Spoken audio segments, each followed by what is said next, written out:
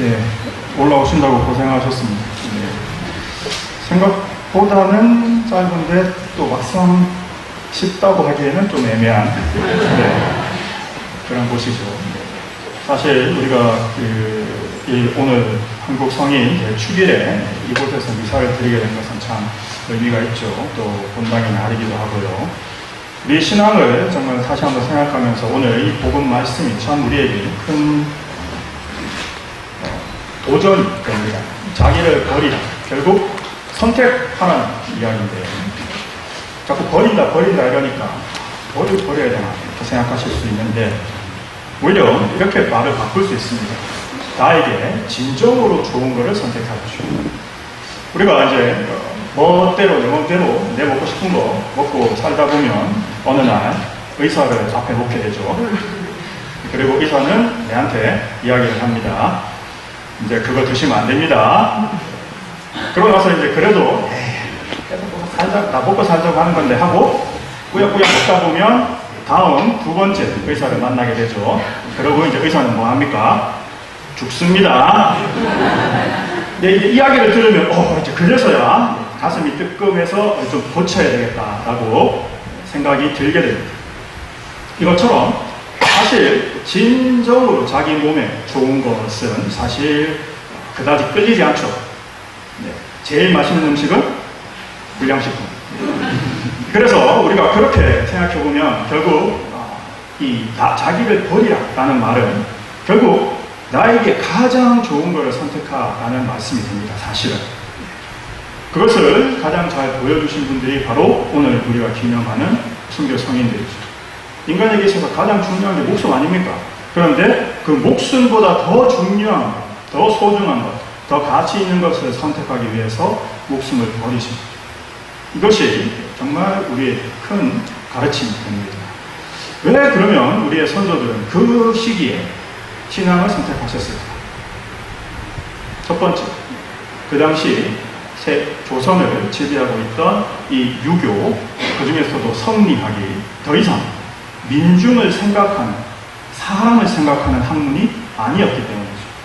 점점 더 이상학적, 더 위에 세상의 이치에 대한 이야기들만 하면서 민중과 괴리되어 민중을 더 이상 챙기지 않는 학자들만의 세계가 되어버렸습니다. 그러니까 더 이상 민중들은 힘들어지는 거죠.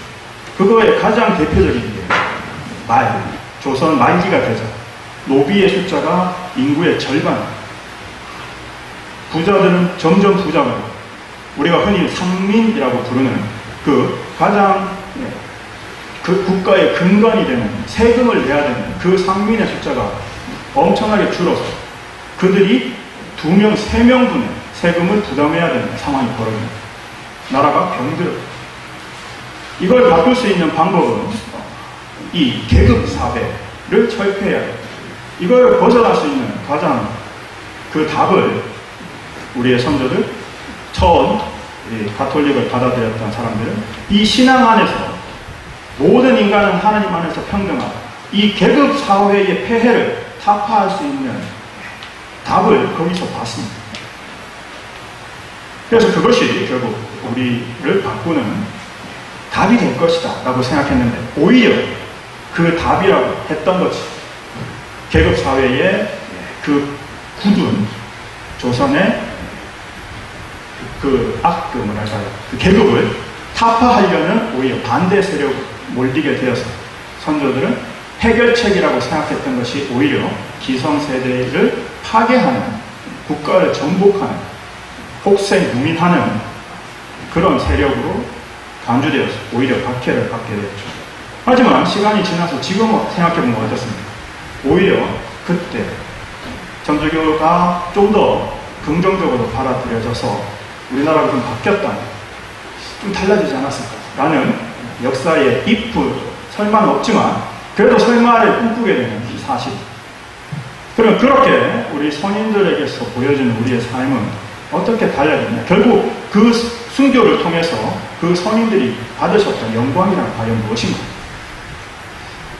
우리가 그 한국 순교 선인들의 기적들에 대한 이야기는 아직 조사된 게 많이 없으니까 가장 최근에 성인이 되셨던 성 카를로 아쿠티스의 예를 생각해 보시면 성인이 되는 과정은 마지막 자기가 15살 백혈병으로 죽을 때가 되어서 큰 고통에 있으면서 이렇게 이야기했었죠. 정말 나는 기쁘다. 왜요? 나는 이 15년의 짧은 삶 동안 하느님을 선택하고 하느님께 집중하지 않았던 시간이 단 1분 1초도 없었기 때문에 그것이 나에게는 너무 기쁘다는 거죠. 멋진 표현 아닙니다. 정말 성인으로서의 참으로 성덕에 빛나는 발언입니다. 자기가 죽을 때가 되어서 자기 삶을 돌아보니까 정말 내가 하느님을 위해서 절벽 질주를 했구나. 그 15년 인생이 부끄럽지 않다라고 말할 수 있는 위치라는 그런 성인을 바라보면서 주변의 많은 사람들이 자신을 위해서 기도해 주기를 청했습니다. 그래서 가장 대표적으로 췌장에 문제가 있어서 음식을 먹지 못했던 아이가 그 카를로 아쿠티스의 입었던 옷을 부모로부터 얻어서 그걸 배에 얹고 기도를 하고 만나버렸죠. 그래서 마음대로 음식을 먹을 수 있게 됐습니다. 그렇게 기도하면서 그 아이가 카를로 아쿠티스에게 기도했던 것은 너무 많이 토하지 않게 해주세요 였습니다. 그래서 토하지 않게 해주신 거예요. 그리고 또 자전거 타고 가던 한 남미, 그것도 남미 사람이 넘어지는 바람에 머리를 심하게 다쳤어요. 그 사람도 어머니가 무덤에 가서 기도하고 나서 그 다음날 모든 극적으로 일어나서 걸어다닙니다. 그것뿐만이 아니죠. 그 이후에도 많은 기적들이 계속되고 있습니다. 그래서 등산하다가 산에서 떨어져서 뇌를 크게 다친 분이 또 기도해서 다 나았죠. 이런 기적들이 수없이 우리에게 전해지고 있습니다. 왜 그런 기적들을 주님께서는 허락하실까?